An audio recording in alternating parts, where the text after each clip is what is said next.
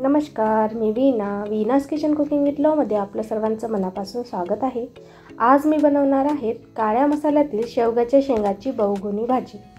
बहुगुणी यासाठी म्हटलं जातं की या शेंगांमधून भरपूर प्रकारचे पोषक घटक आपल्याला मिळतात। यामध्ये कॅल्शियम, पोटॅशियम, झिंक, मॅग्नेशियम, लोह, तांबे, फॉस्फरस व जस्त यासारखे पोषक घटक असतात, जे शरीरासाठी खूप पोषक असतात व औषधी गुणधर्मांनी समृद्ध अशी ही भाजी आहे। व शेवग्याच्या शेंगामध्ये anti fungal, anti virus, anti depressant व अँटी इन्फ्लामेटरी गुणधर्म सुद्धा असतात। शेवग्याच्या शेंगाच नाही तर त्याचे फळे, फुले व पाने सुद्धा खूप फायदेशीर असतात। चला तर आता अशाच बहुगुणी शेवग्याच्या शेंगाची आज भाजी करूया। तर ही भाजी बनवण्याकरता सर्वात प्रथम अशा प्रकारच्या मीडियम जाड शेंगा आपल्याला घ्यायच्या आहे। खूप जाड घ्यायच्या नाही, मीडियम जाड शेंगाच घ्यायच्या आहे व त्याला छोट्या छोट्या साईजमध्ये कट करायचं आहे। ही भाजी परफेक्ट होण्याकरता व्हिडिओला शेवटपर्यंत नक्की बघा व आवडल्यास कमेंट करा। व अशा प्रकारे त्याची साल काढून टाकायची आहे।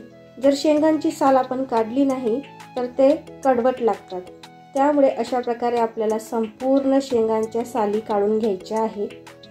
तुम्ही हाताने किंवा चाकूच्या साहाय्याने सुद्धा या साली काढू शकता।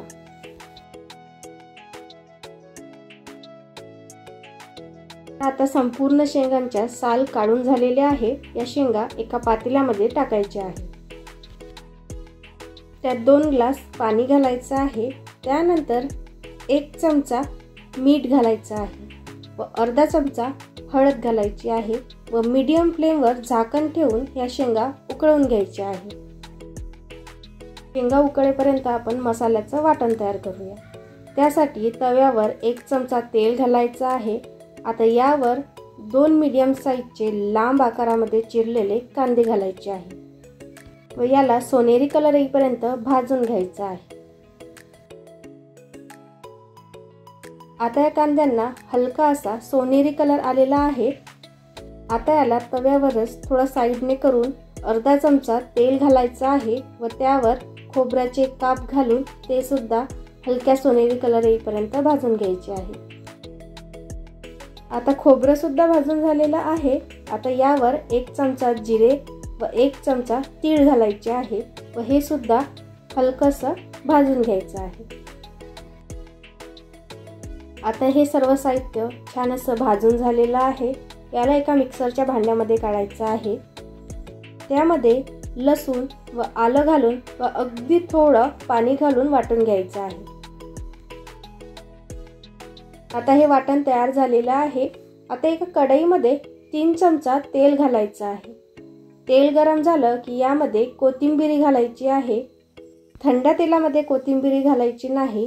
तेल छान कळकळीत गरम झालं की यामध्ये कोथिंबीर घालायची आहे। त्यानंतर यामध्ये बारीक चिरलेला टोमॅटो घालायचा आहे।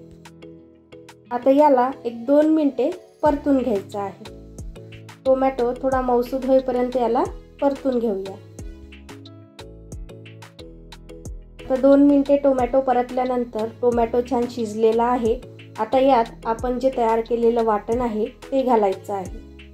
तयार केलेलं संपूर्ण वाटण यामध्ये घातलेलं आहे व त्याला तेल सुटेपर्यंत परतायचं आहे। मीडियम फ्लेमवर आपल्याला हे वाटण तेल सुटेपर्यंत परतून घ्यायचं आहे।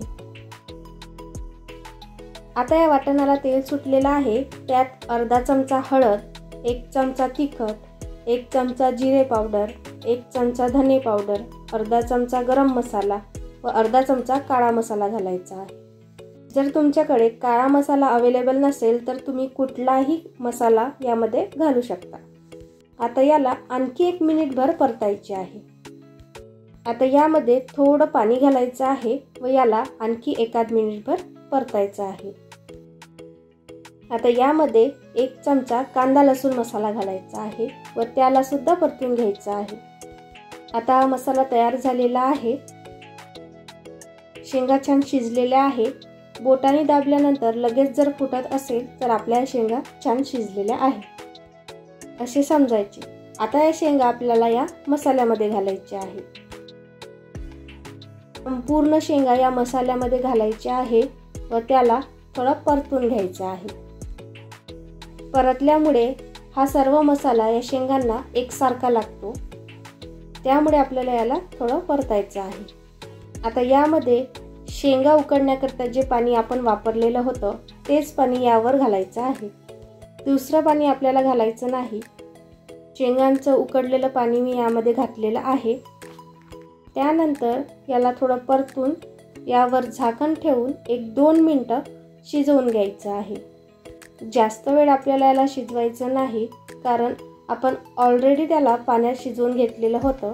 आता 2 मिनिटांनी याला छान अशी उकळी आलेली आहे.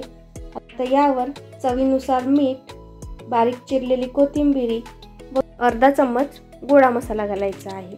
मिठाचे प्रमाण तुम्ही अगदी कमी घाला, कारण आपण शेवग्याच्या शेंगा शिजवताना त्यामध्ये मीठ घातलेलं होतं. तर आपली काळ्या मसाल्यातील शेवग्याच्या शेंगाची भाजी अगदी सोपी व बहुगुणी अशी ही भाजी तयार आहे.